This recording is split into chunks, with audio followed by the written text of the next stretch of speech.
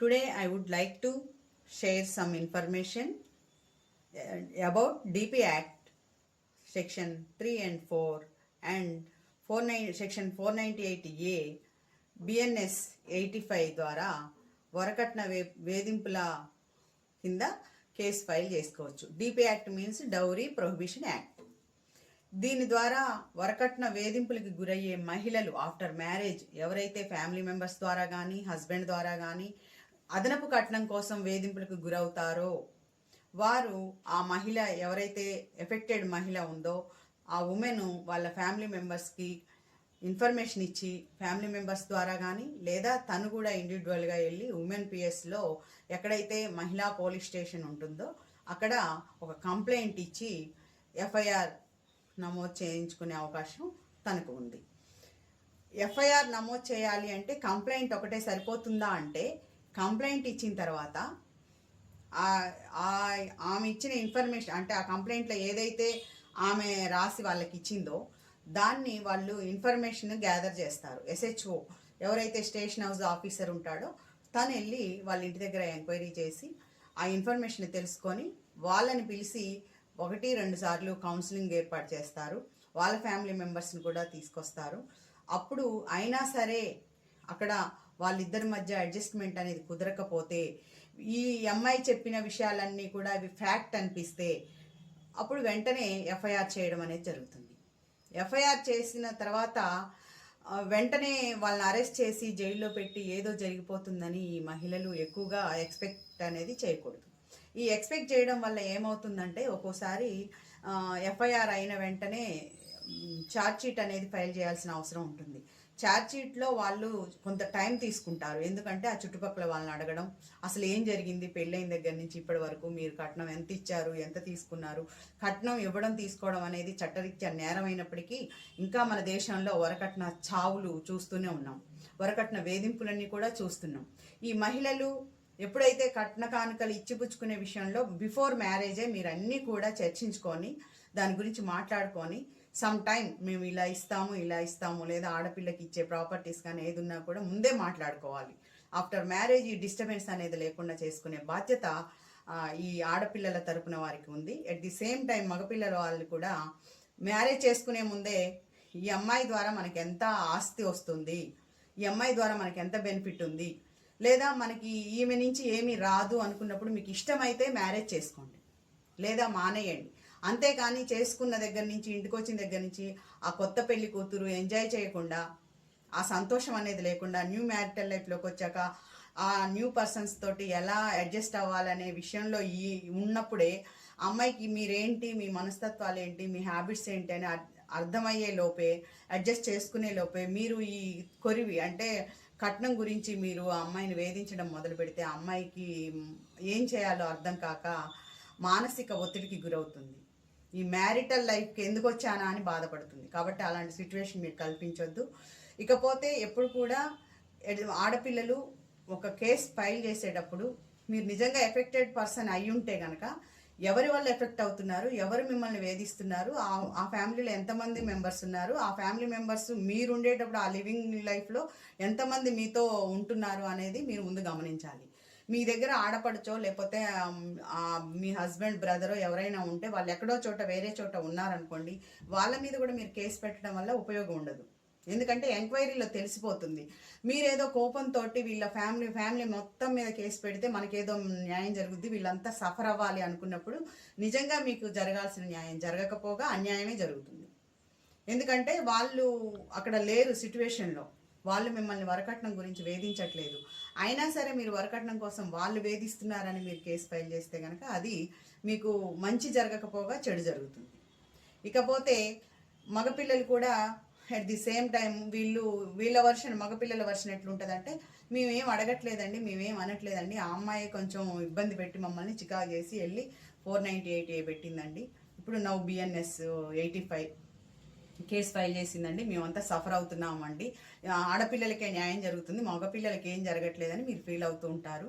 అలాంటి సందర్భంలో కూడా చట్టం అందరికీ న్యాయం చేస్తుంది. చట్టం ఎవరి చుట్టము కాదు, ఏ ఒక్కరికో పర్సనల్గా ఆ చట్టం పనిచేయదు.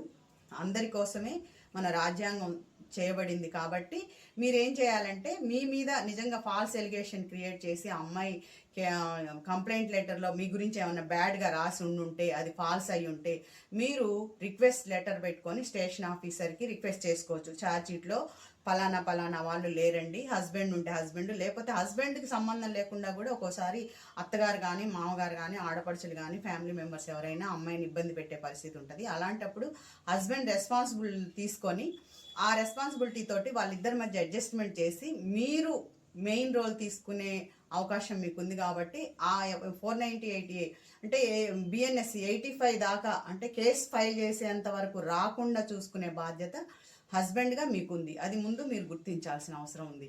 ఎప్పుడూ కూడా ఒక ఆడపిల్ల మన ఇంటికి రాగానే కట్నం కోసమో, లేకపోతే ఆమె నుంచి ఏమైనా ఎక్స్పెక్ట్ చేయడమో, లేకపోతే ఆస్తులు తీసుకొస్తుందనో, ఉద్యోగం చేస్తుందనో, మన పిల్లల్ని పోషిస్తుందనో, లేకపోతే ఇంటికి రాగానే ఇంటిల్ని పని మనిషిని మానిపించేసి ఆ అమ్మాయితోనే పని చేయించడం, ఇలాంటివన్నీ మానుకోండి ఫస్ట్. ఎందుకంటే ఒక అమ్మాయి మన ఇంటికి వచ్చిందంటే మన ఫ్యామిలీ మెంబర్ లాగా మీరు రిసీవ్ చేసుకోగలిగినప్పుడే ఆ అమ్మాయి ముందు మీ ఇంట్లో అడ్జస్ట్ అవ్వడానికి చాలా టైం పడుతుంది. ఎందుకంటే వాళ్ళ ఫ్యామిలీలో ఉన్నట్టు మీ ఇంట్లో ఉండలేదు కదా.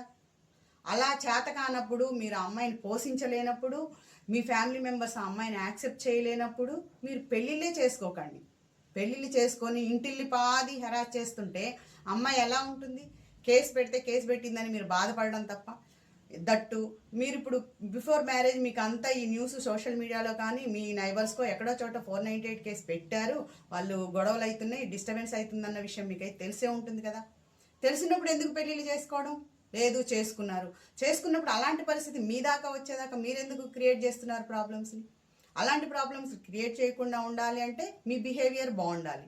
ఆ అమ్మాయి పట్ల లవ్ అండ్ ఎఫెక్షన్తో మీరు ఉంటే కనుక కేసు దాకా వెళ్ళదు. ఏదైనా కట్నకానుకలు ఇచ్చే విషయంలో ఇవ్వాల్సిన పరిస్థితి ఉన్నా కూడా సామరస్యంగా మాట్లాడుకొని వాళ్ళు ఇస్తా అన్న టైంకి మీరు తీసుకొని, లేదా మీకు అనుకూలమైన టైంకి వాళ్ళు ఇచ్చేలాగా మీరు ప్రయత్నం చేసుకోవాలి.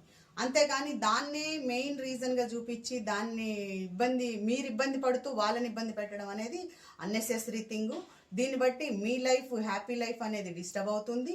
ఆ అమ్మాయి కూడా హర్ట్ అవుతుంది. హర్ట్ అయినా ఎప్పుడైనా భార్య సంతోషంగా ఉన్నప్పుడే, భార్య హ్యాపీగా ఉన్నప్పుడే మన లైఫ్ అనేది బాగుంటుంది. ఎప్పుడైనా ఆడపిల్ల హర్ట్ అయ్యి బాధపడి ఇబ్బంది పడితే కనుక మీ లైఫ్లో సుఖం అనేది ఉండదు.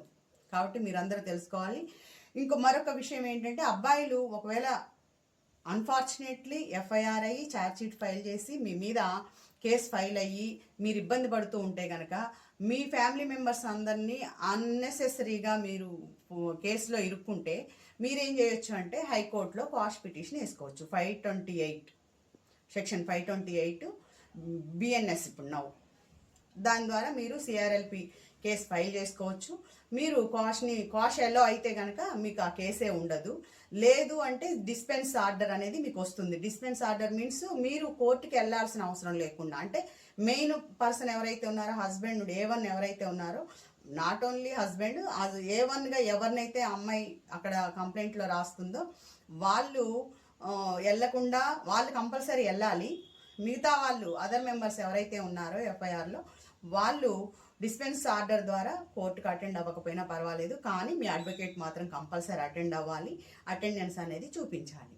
లేదు ఇంపార్టెంట్ అంటే ఏదైనా క్రాస్ ఎగ్జామినేషన్ జరిగినప్పుడు మాత్రం ఖచ్చితంగా ఈ ఎఫ్ఐఆర్లో ఉన్న వాళ్ళందరూ కూడా, ఛార్జ్ షీట్లో ఎవరి పేర్లు అయితే నమోదు కాబడతాయో వాళ్ళందరూ కూడా కోర్టుకు వెళ్ళాల్సిన అవసరం ఉంటుంది. కాబట్టి 498 పెట్టారు, నౌ బిఎన్ఎస్ 85, దానివల్ల మాకు ఇబ్బంది అవుతుందని ఎవరు బాధపడాల్సిన అవసరం లేదు, భయపడాల్సిన అవసరం లేదు.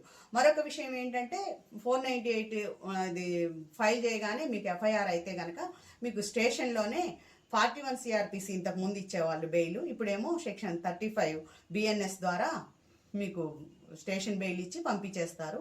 అరెస్ట్ చేయడం, జైల్లో పెట్టడం అలాంటివి ఏం జరగవు. ఏదైనా అంటే వైలెన్స్ అంటే తీవ్రతరంగా ఉండి ఆ అమ్మాయిని ఏమైనా మీరు ఇబ్బంది పెట్టుంటే ఏమన్నా అరెస్ట్ చేసే ప్రయత్నం ఉంటుంది, కానీ అంతకు మించి మిమ్మల్ని ఏమి అరెస్ట్ చేయరు. కాబట్టి ఎవరు కూడా భయపడాల్సిన అవసరం లేదు. మరొక విషయం ఏంటంటే, ఆడపిల్లలు కేసు పెట్టేటప్పుడు ఆలోచించండి. మీరు ఎప్పుడైనా డిస్టర్బెన్స్, వరకట్నం కోసం ఇబ్బంది వస్తే ముందుగా మీరు పెద్దవాళ్ళని, అంటే మీ తరపున వాళ్ళ తరపున ఎల్డర్స్ ఎవరైనా పెళ్లి పెద్దలు ఉంటారు కదా, వాళ్ళని పిలిచి కూర్చోబెట్టి మీరు ముందు మాట్లాడండి. మీరు 1-2 సార్లు డిస్కస్ చేయండి, అడ్జస్ట్ అయ్యేలా ప్రయత్నాలు చేసుకోండి.